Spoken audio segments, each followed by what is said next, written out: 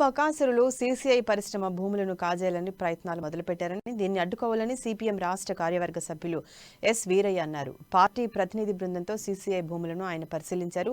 పరిశ్రమకు ప్రభుత్వ భూమి 800 ఎకరాలు, లీజ్ భూమి 1200 ఎకరాలు ఉండగా నేడు ఆ భూములను కాజేయాలని కుట్రలు పన్నుతున్నారన్నారు. మరోవైపు భూములలో అక్రమంగా లేఅవుట్లు వేస్తూ వ్యాపారం చేస్తున్నారన్నారు.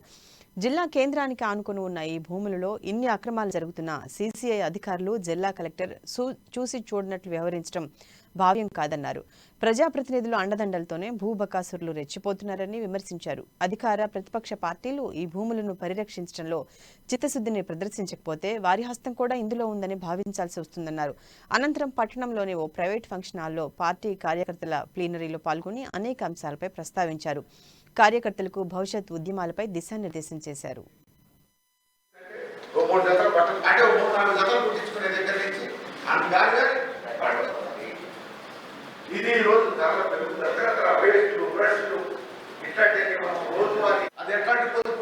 పప్పు తగ్గిస్తున్నారు. వారానికి ఒకసారి 2 సార్లు గుడ్డు తినేటోళ్ళ విధిస్తున్నారు. వారానికి ఒకసారైనా నాన్ వెజ్ తినేటోళ్ళ తగ్గిస్తున్నారు. 1 లీటర్ పాలు తీసుకునేటోళ్ళు 200 గ్రాములు 200 మిల్లీలీటర్ల పాలు తీసుకుంటున్నారు, లేదా అది కూడా ఆపుతున్నారు. దీనివల్ల జరుగుతున్నది ఏంటి? పౌష్టికాహార లోపం జరుగుతుంది. ఈ పౌష్టికాహార లోపంతో ప్రపంచవ్యాప్తంగా ప్రసూతి సమయంలో తల్లులు చనిపోవడం పెరిగింది, పుట్టగానే బిడ్డలు చనిపోవడం పెరిగింది.